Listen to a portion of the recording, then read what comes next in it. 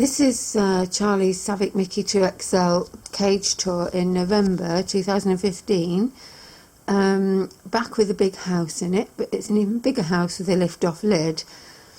Now, what we did in his last one was I put a small house in with his potty tray in the corner to try and encourage him to stop hoarding in his potty.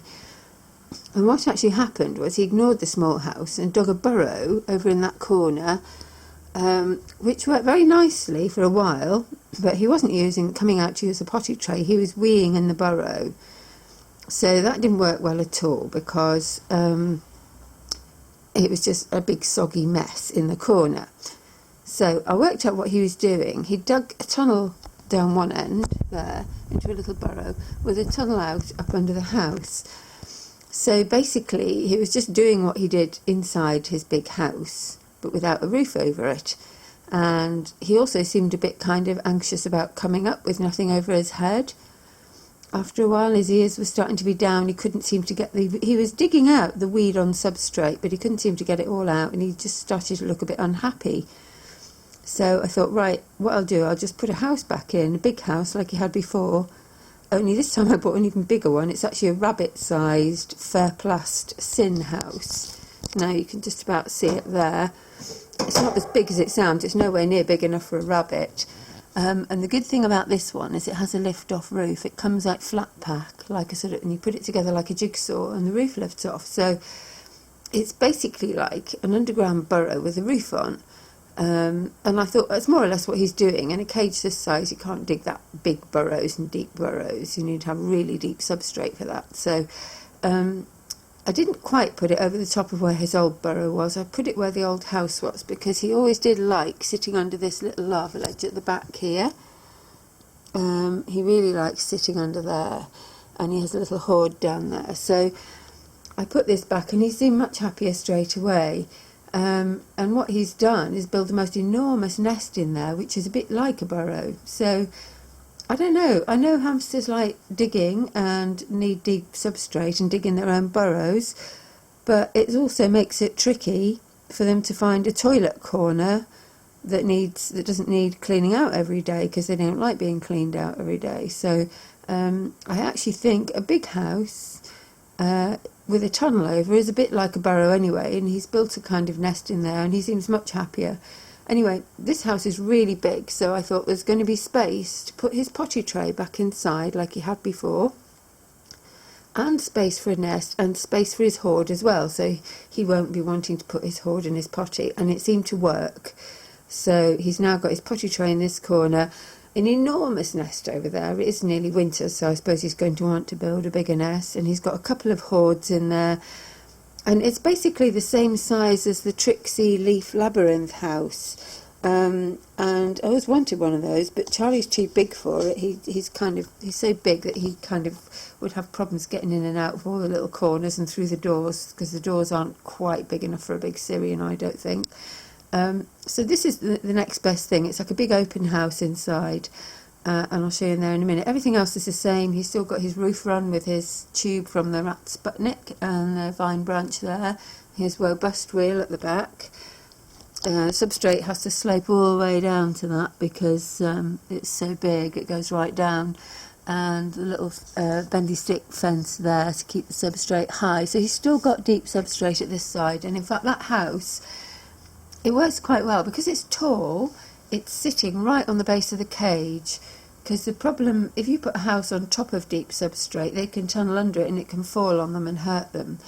So if you've got a shallow house like sort of that, you need to put it on little legs so they can tunnel underneath. So what I did was get this one that's quite tall. It's about 16 centimetres tall, I think. It must be more, it's about 18, because the cage base is 16 and it comes that much above it.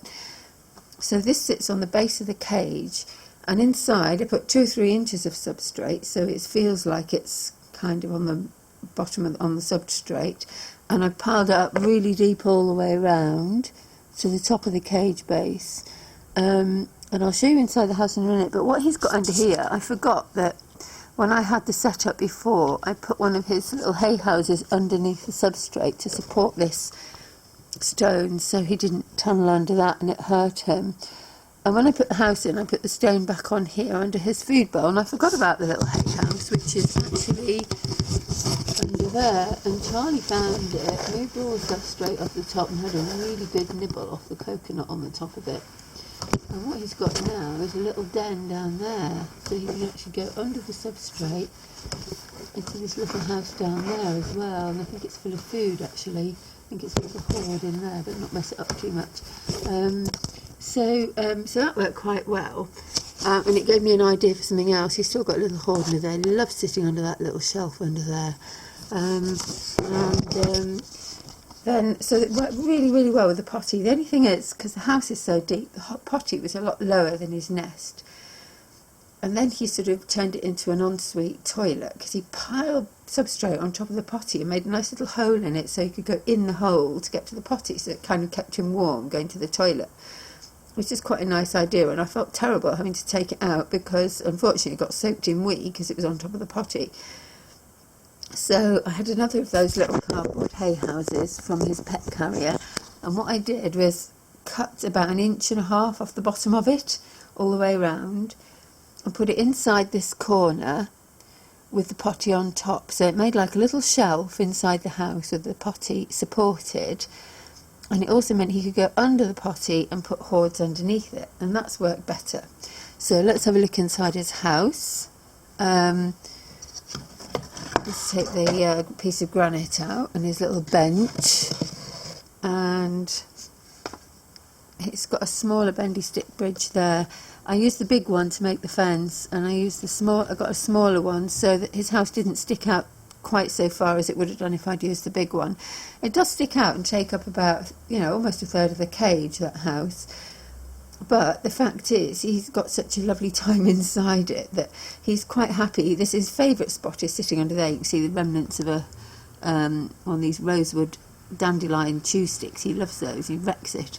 So that's where he likes to sit, under there. That's his favourite spot, and under the little lava ledge. So they like sitting under things, I think.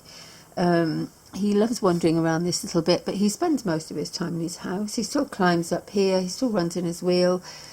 Ideally, I would like a much bigger cage so I could have that big house and a lot of extra floor area as well. And I'm still working on that because we still haven't moved. But this is a good size. It's 80 centimetres. I've just got a lot of stuff in it. But the thing is, even though the house takes up a lot of space, like the labyrinth house, he has quite a happy life in there. He has an enormous nest. He's in the dark. He can do his own thing. He can move around. So let's just lift this this lid off, this roof off here. Just slides off like that. And there he is. Sorry, Charlie, for disturbing you. I know you've just gone to bed. There, and that's his nest, his enormous nest over there, which is like a burrow, isn't it, Charlie? Because he's got a hole that goes into it and it goes right down. And there's his potty over there in that corner, and that is sitting on top of... Just take this out, Charlie. There we are. Can't quite see it under the substrate, but there's a little hay house under there.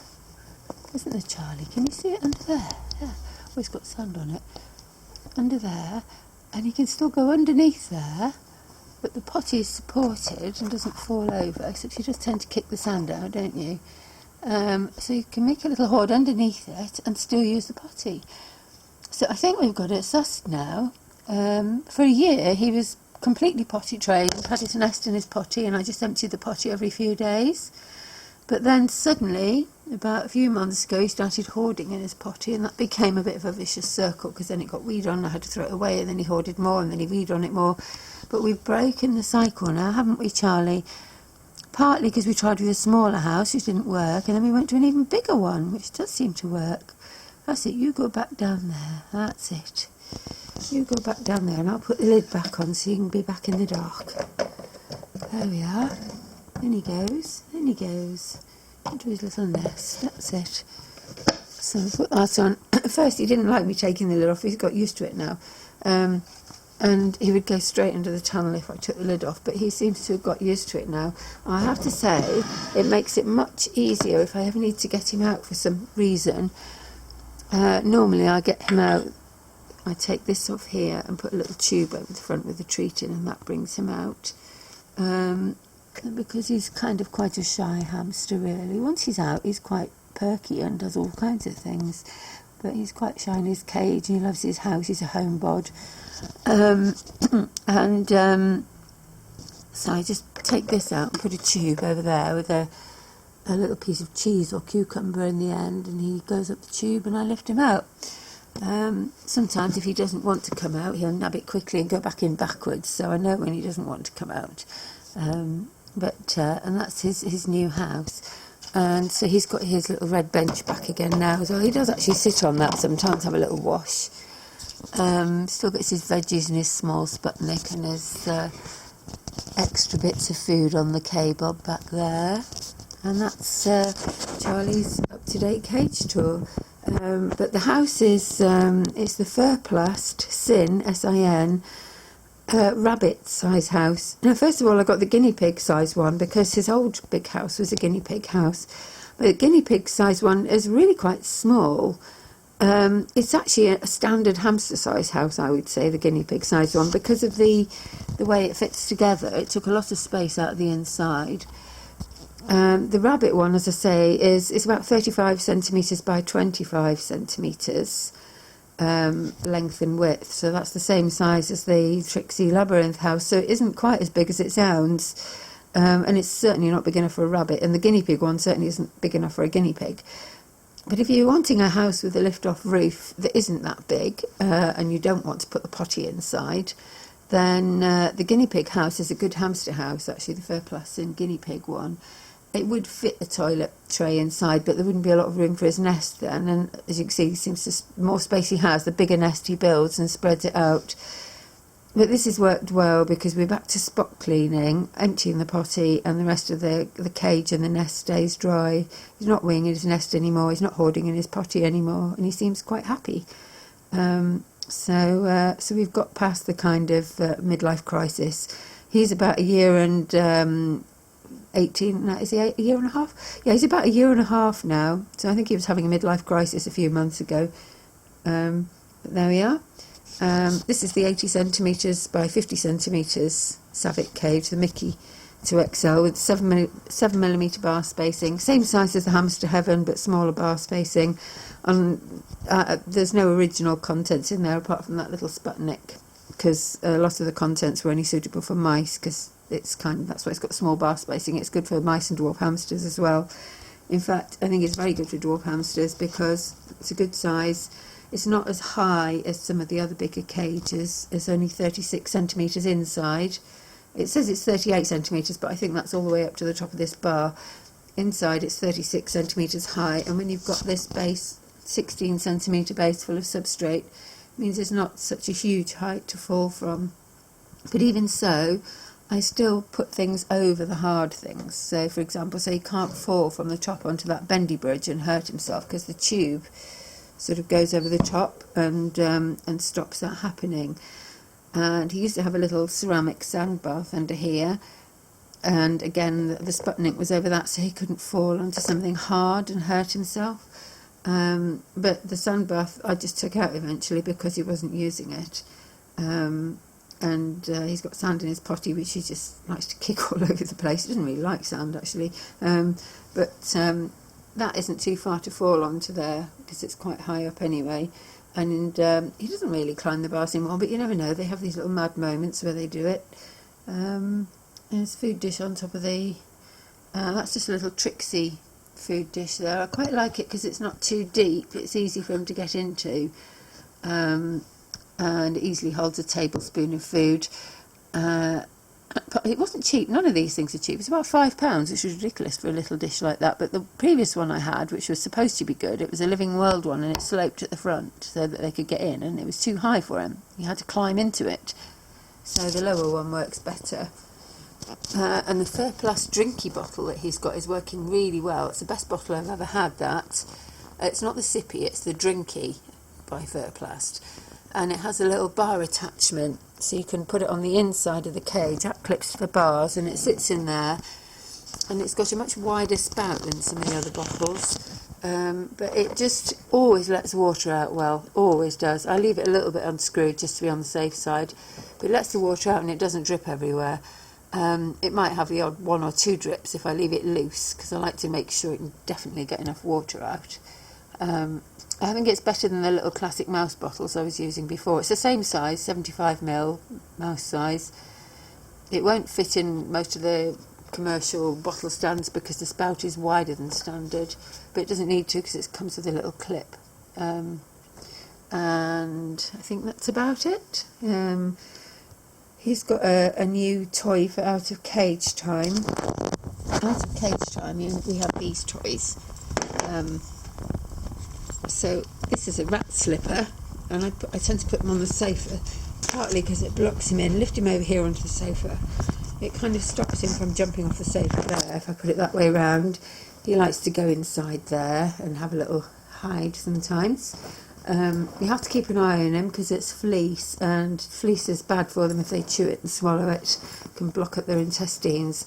So I only use fleecy things out of the cage, not in the cage, just so I can keep an eye on it. And he's not a real chewer, but he will have a little pull at that sometimes. I suppose anything soft, they think, oh, I'll pouch that and take that back to my nest, not knowing that it's bad for them. So that's his rat slipper there. This is a tube. These are these stretchy tubes, but he doesn't like it stretched out for some reason. It makes him all funny. He doesn't like walking in it. But I use that to get him out of the, that's the rat-sized stretchy tube. I use that to get him out with the treat in this end. He walks in there and I pick it up and lift him out. Once he's on here, he's happy as pie. Move that out of the way. I just got him one of these little igloos from the little pet shop, which I think make quite good houses really. It's big enough for a Syrian, but you wouldn't get a potty in there as well. But the only reason I put the potty in the house is because he moved his wee corner in the house when he had a bigger house, so that's why I put it in. But before that he had a different wee corner, and that, again, it's just something to run and sit under when he's out of the cage, because they do seem to like going under things. If I leave the tube on the sofa, he'll just sit in the tube the whole time. So what I do when he has out of cage time is, he has a little donut bed, but I haven't got it at the moment, it just fell apart, so I've had to order a new one. He's got his own fleecy blanket, and we put this on the sofa, and it helps stop him from falling off and jumping off, although I do tend to get him out at a time of night when he's not too active. We wake him for feeding about 8 o'clock at night. Apparently the RSPCA says it's okay to wake them at a certain time every night for feeding, and so children can see them, providing you kind of stick to a routine like that. And anything before 8 o'clock he's quite active, and anything up to after 10:30, 11 he's quite active, and he'll just try and jump off the sofa. So we do have to block it in a bit, and I'm usually sitting here with the blanket over me. But between 8 and 10 he's quite sort of placid and dopey, and he'll just sit and curl up under the blanket on your knee and go to sleep, which is quite nice, and have a little stroke. But if there's 2 of us on the sofa, he likes to sit in the middle here underneath an arm or something, which I guess he thinks is a shelf. He sit between us on the sofa. That's to sort of help block him from falling off. This is just a bog standard fleece blanket. They're not very expensive. But we had one, and we decided to get him his own because everybody else wanted the fleece blanket, and plus it meant it still smells of him, so it's familiar when he comes out. And normally I have his little fleecy donut bed, a little round thing, and I pop that under here and cover it up, and he crawls in there and he curls up in it, and he loves that little donut bed. I just washed it and it fell apart, so I'm waiting for a new one to come. This is actually quite useful for transporting him upstairs as well.